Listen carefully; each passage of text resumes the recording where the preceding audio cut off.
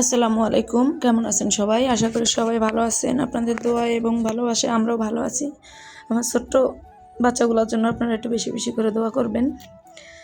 দেখেন ওই রুমে আমার সুতাগুলো আইনা কি করতেছে, আবার বলতেছে চা খাইব বিস্কিট দিয়া দিছি কারণ দেখেন আমি ভিডিও একটু করতেছি আর ও কি দুষ্টমিগুলো করতেছে।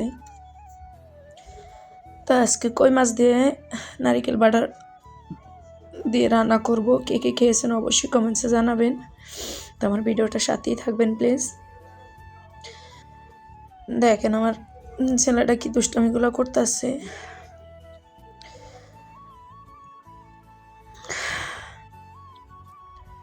আজকে আমার শ্বাসটা একটু বেশি বাইরে গেছে, খুব খারাপ লাগতেছে। তারপরে ভিডিও আপলোড দিতেছি, আপনারা আমার সাথেই থাকবেন।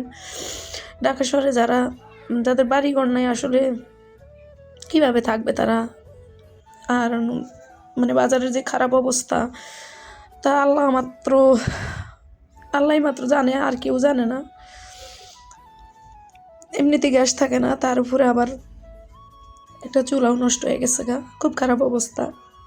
আর বাজারের যে অবস্থা, যেই শাক সবজি সব কিছুর যে দাম, 3টা বাচ্চা নিয়ে ঢাকা শহরে খুবই কষ্ট।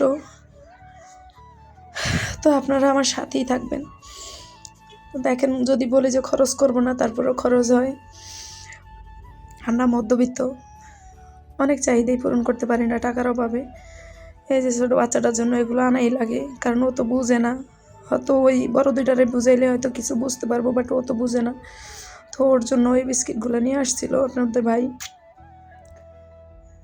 এই যে দেখেন চুলাটাও ভেঙে গেছে, তো খুব কষ্ট করেই কিন্তু রান্না করলাম। তো পাশা থেকে যদি কোনো ব্যাড সাউন্ড আসে প্লিজ আপনারা ওটাকে স্কিপ করবেন। তো 4 পিস মাছ নিছি, আর ওই যে দেখেন নারিকেল বাটা, পেঁয়াজ রসুন বাটা, আর হয়েছে আদা জিরা বাটা। আমি কিন্তু এগুলো শিলপাটায় বেটে নিছি, আর এটার ভিতরে হলুদ মরিচের গুঁড়া আছে। তো আমি মাছগুলো খুব ভালোভাবে ভেজে নিব।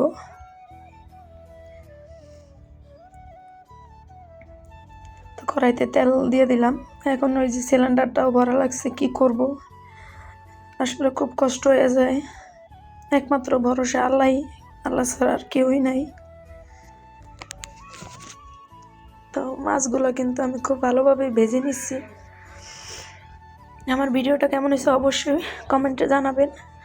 আর যে সকল আপু ভাইয়েরা আমার ভিডিও দেখে এত সুন্দর সুন্দর কমেন্ট করেন, সত্যি আমি অনেক কৃতজ্ঞ। আর আপনাদের ভালোবাসায় আমি ভিডিও করার আগ্রহ পাই। খুব কষ্ট হয় ছোটো বাচ্চা নিয়ে ভিডিও করতে।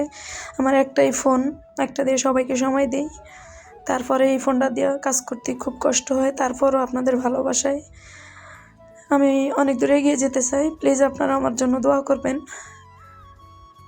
আর আপনাদের জন্য অনেক অনেক দোয়া। তো মাছের তেলগুলো আমি দিয়ে দিতেছি। তো এই পর্যায়ে দেখেন ধোয়ার জন্য দেখা যাচ্ছে না, পেঁয়াজ রসুন বাটাটা আমি দিয়ে দিলাম। এটা ভালোভাবে আমি ভেজে নেব। মশলা যত ভালোভাবে কষাবেন তরকারির স্বাদ ততটাই বেড়ে যাবে। শুধু হলুদ মরিচ দিয়ে সিদ্ধ করলেই তরকারির স্বাদ বাড়ে না, হাতেরও কিছু টেকনিক জানা লাগে। তো এই যে আমি পেঁয়াজ রসুনটা একটু কষিয়ে নেব। তারপরে হচ্ছে আপনার আদা জিরা বাটাটাও দিব, কারণ জিরার থেকে ঘ্রাণ আসে, বাট আদা থেকে কাঁচা কাঁচা একটা গন্ধ আসে।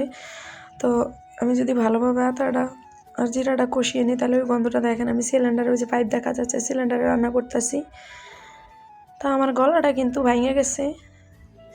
এই সমস্যাটা আমার অনেক বছর ধরে, কিন্তু ভালোভাবে চিকিৎসা হয়নি, তার জন্য আমি ডাক্তার দেখাইতে পারি নাই। হয়তো আগে থেকে যদি চিকিৎসা হইতো, 10-11 বছরের সমস্যা 10-11 দিনে কিন্তু ভালো হবে না। তো এই যে আদা বাটা রসুন বাটা আদা বাটা জিরা বাটাটা দিয়ে দিতেছি, এখন ভালোভাবে কষিয়ে নেব। আর ওই যে নারকেল বাটাটা দেখতে পাচ্ছেন। তো যদি ভালোভাবে মেডিসিন আগে থেকে খেতে পারতাম তাহলে অবশ্যই সুস্থ থাকতাম।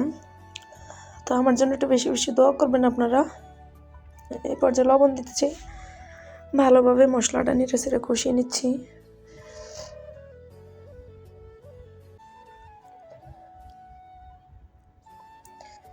একদম ভাজা ভাজা করে কষিয়ে নিব।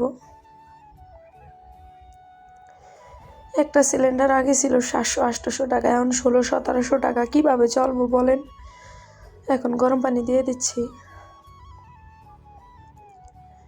3টা বাচ্চা নিয়ে ভাড়া বাসায় থেকে আসলে খুব কষ্ট হয়। প্লিজ আপনারা আমাকে সময় দিবেন। আপনাদের ভালোবাসায় আমি অনেক দূরে এগিয়ে যেতে চাই। যারা আমার ভিডিওগুলো দেখেন তাদের জন্য অনেক অনেক দোয়া এবং ভালোবাসা। প্লিজ কেউ কাউকে ঠকাইবেন না, আমিও ঠকাবো না আপনাদেরকে, আপনারাও আমাদেরকে ঠকাবেন না, কারণ স্কিপ না করে ভিডিওটা দেখবেন। তো এই পর্যায়ে আমি হলুদ মরিচের গুঁড়োটা দিয়ে দিচ্ছি, এটাও ভালো করে একদম ভেজে নেব। যখন মশলা থেকে তেল ছেড়ে দেবে তখন বুঝবেন যে মশলাটা কষানো হয়েছে। এখন আমি নারকেলটা দিছি, নারকেল বাটাটা দিয়ে ভালোভাবে শুকনো করে ভেজে নেব।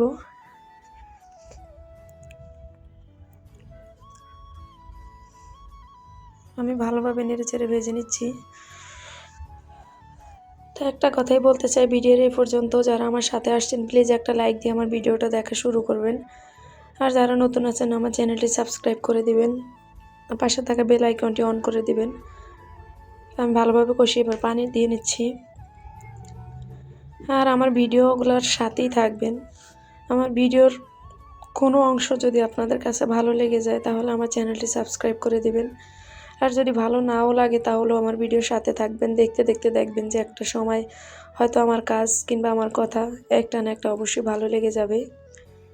তো আমি এখন যখন জলের পানিটা ফুটে উঠছে, এখন আমি মাছগুলো দিয়ে দিচ্ছি। এই পর্যায়ে আমি একটু মাখা মাখা ঝোল রাখবো।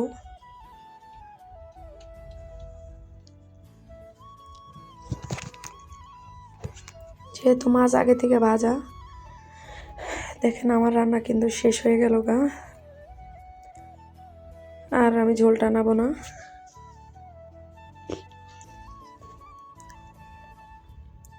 সবাই ভালো থাকবেন, সুস্থ থাকবেন। আল্লাহ হাফেজ, আসসালামু আলাইকুম।